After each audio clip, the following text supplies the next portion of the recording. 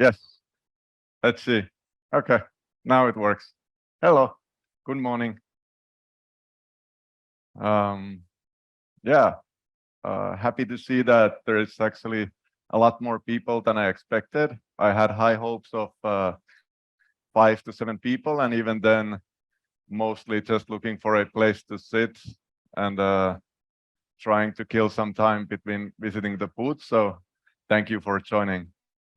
I'm Antti Peltonen. I'm from SHOT Primoseller, and we'll be talking a little bit about packages and specifically all class packages for sensors and other applications that we have been already working in the past.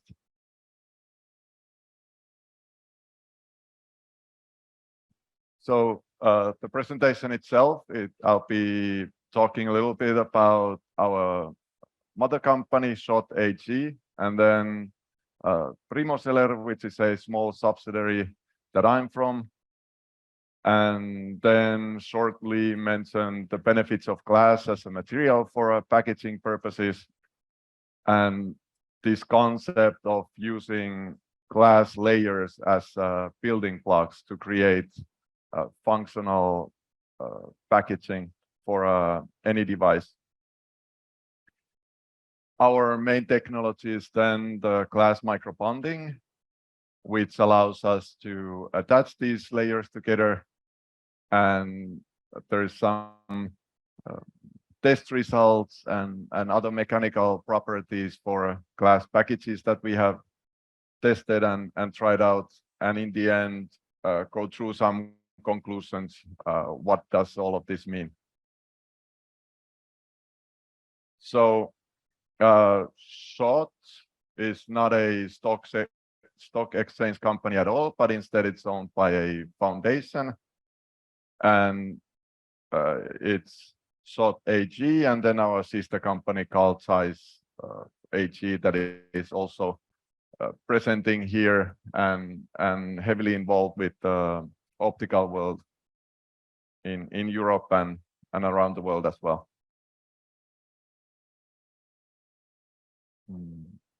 SHOT was started 130 years ago, a bit over already. And obviously during that time, world has changed quite a bit, but SHOT has been able to follow that change with constant innovations, not only on the material side, but on technologies and applications as well.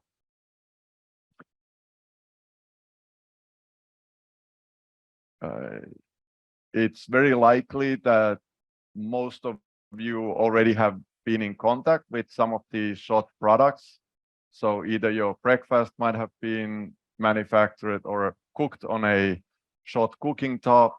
Your cell phone might have some glass components from SHOT, or if you came here by your car or with a taxi, there's almost definitely a airbag igniter that inside of that car. SHOT has very stable and healthy financial situation. So we have almost 3 billion turnover with healthy profit margins, and all this is created by plus 17,000 people working for SHOT. Working for SHOT all around the world. So there's facilities or activities pretty much all the continents, admitting that in Africa the whole continent is far from covered as it is yet. But so our small division in Finland, in Tampere, was started back in 2010, and pretty much all around this innovation of bonding glass to glass. And then 8 years later, 2018, we were acquired by SHOT, and overnight grew from 8 people to roughly 16,000 at that point. We then we're only able to work with applications where the quantities are relatively low. So medical and aerospace was in our focus, but then with the support coming from SHOT, it was possible to work with pretty much any applications from MEMS to microelectronics or micro optics or any type of sensors at all. So glass itself has been around for a really long time, and the manufacturing process of glass has already proven itself, and it's very stable, and different chemical compositions can be manufactured with a constant high quality yield, and it's widely available in different forms and sizes, and thanks to this economy of scale, a lot of the glass options are relatively cost-effective option for any use. In our world and our applications, we tend to take advantage of the transparency of glass, so not necessarily the optical qualities, but overall the RF transparency to create wireless solutions, no matter if we are moving data or moving energy in or out from the package. But it's all something that glass enables. Glass is very neutral material, so it doesn't react with the environment, so it's ideal for harsh environments or otherwise high reliability applications where no changes can be happening inside of the package.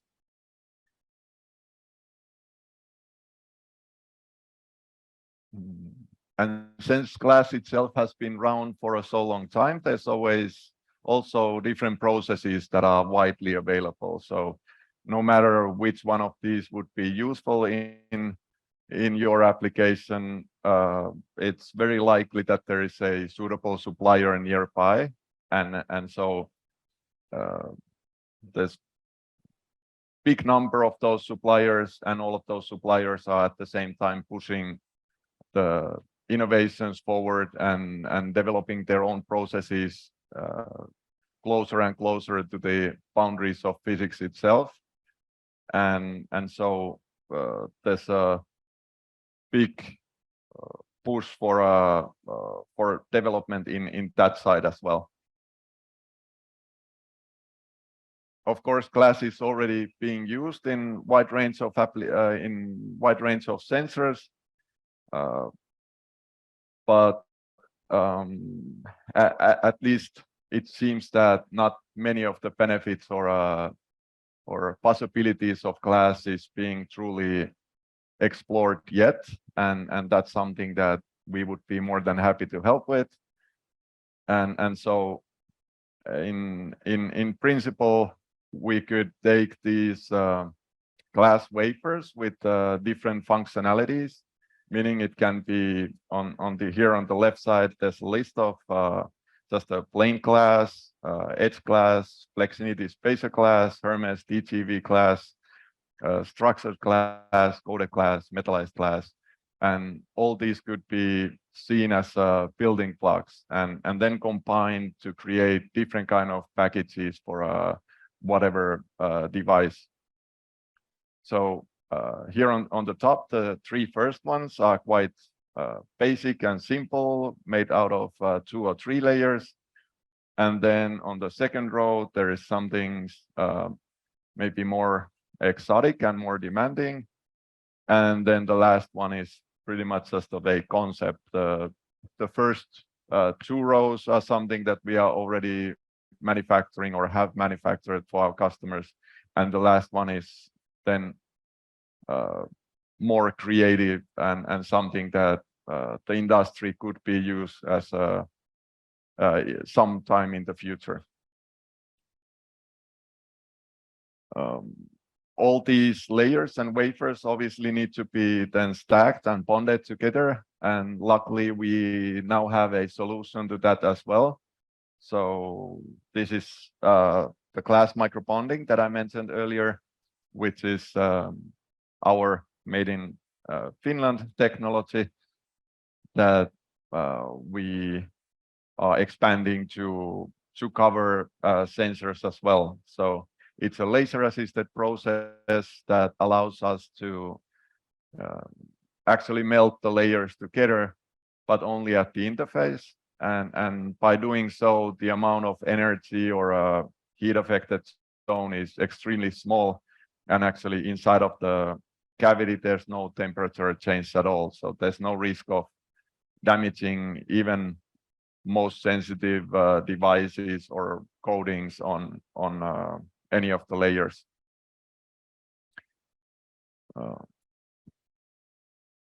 Beside the low heat, there's other benefits as well, since we can use ultra thin glass and so maximize the die to package ratio and pretty much create as small devices as possible, especially if a hermetic package is needed. We don't add anything in between, so there's no risk of outgassing or anything else, and the layers are truly melted together, so it's permanent. There's no risk of having a failure future in the product lifetime, but instead it's something permanent and highly reliable. Everything happens on a wafer level, so it's ready to be scaled up to pretty much any quantities, really.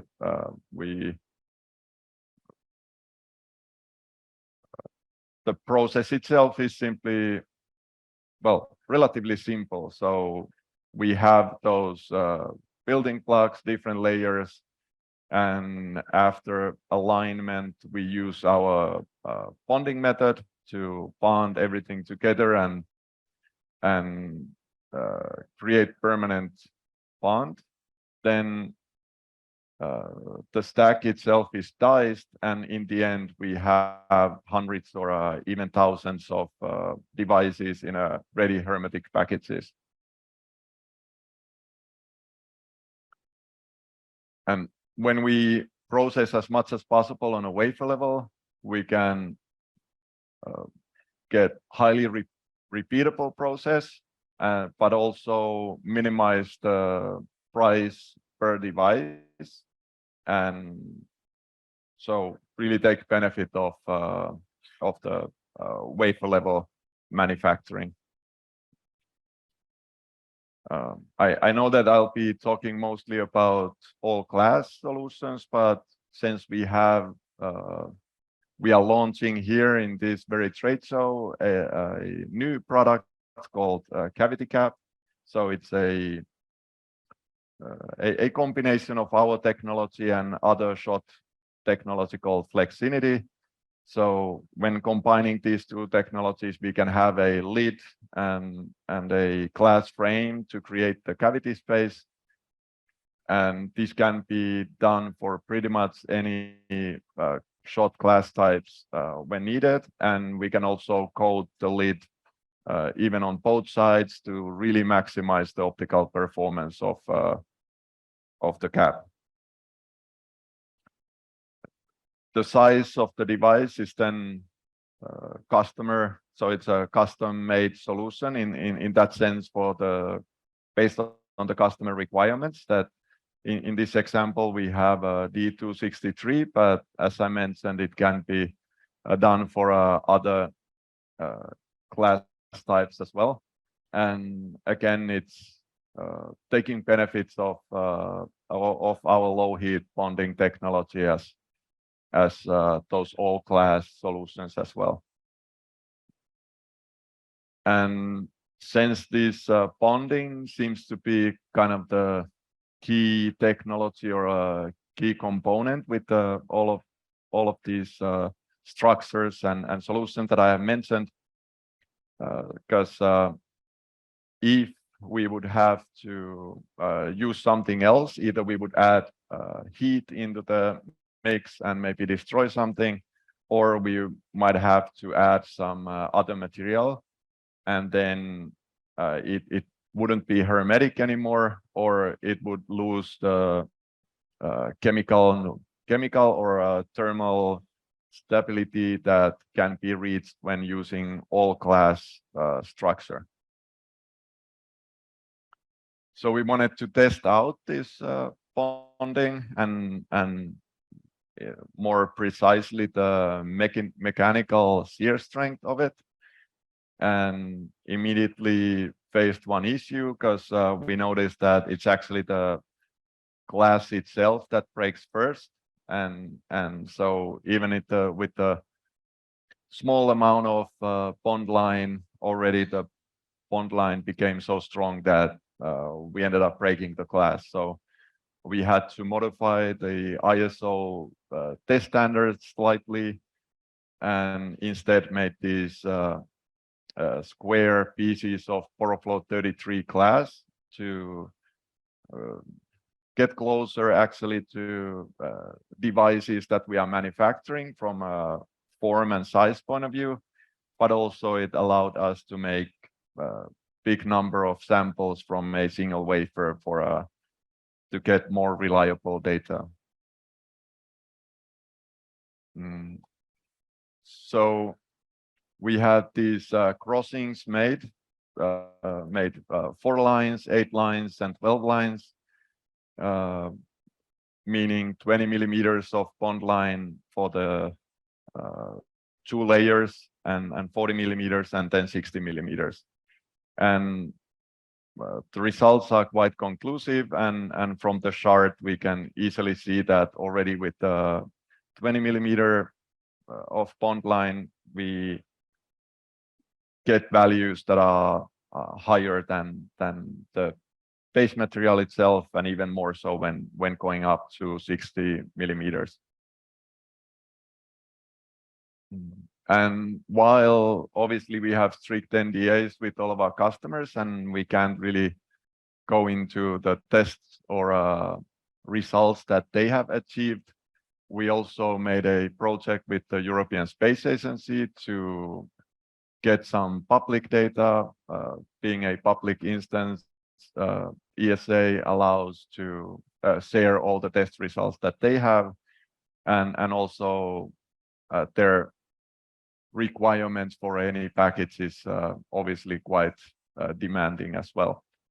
So we made a optical sensor for them with this typical structure where we have a true glass via bottom substrate, and then have platings on both sides of it, place a die on top, do wire bonding, and create the cavity using a spacer, and then place a lid on top to really create a hermetic package for the sensor.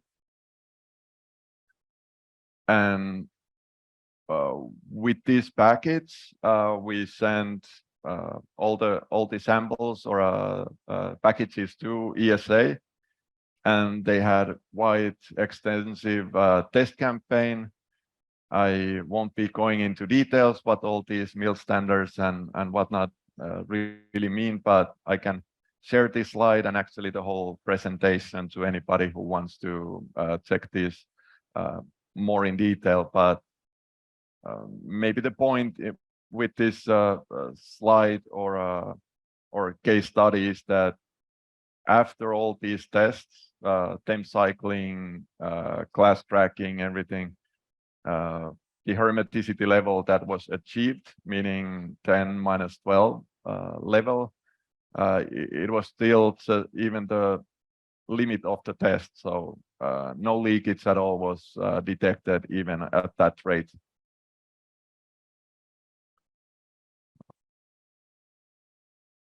And so glass and the processes have been around for a while.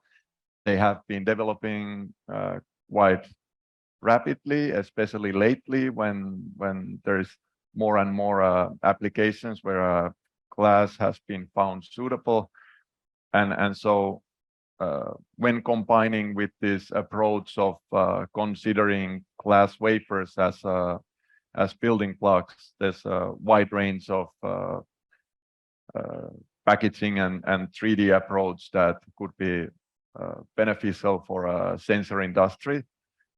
And now, again, mentioning this new product that we are launching, meaning the cavity cap, and we are at the booth 330. So if you have any questions, please come and see the cavity cap on your own. But meanwhile, we could talk a little bit about this presentation, and if you have any questions, please raise your hand.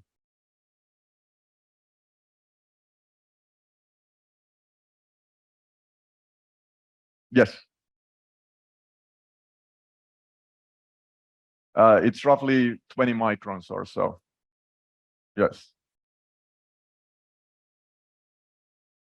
Yes.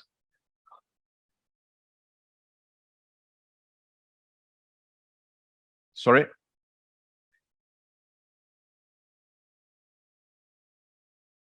Yes. Yeah.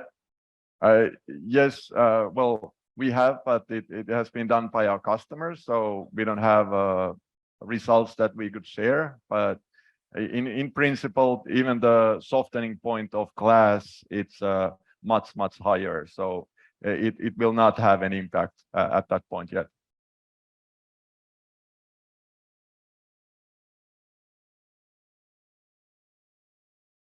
Good. If you have any other questions at any point, as I mentioned, we are at the booth 330, and me and my colleague Ulri will be there the whole day. So please stop by and we can talk more in detail. Thank you very much.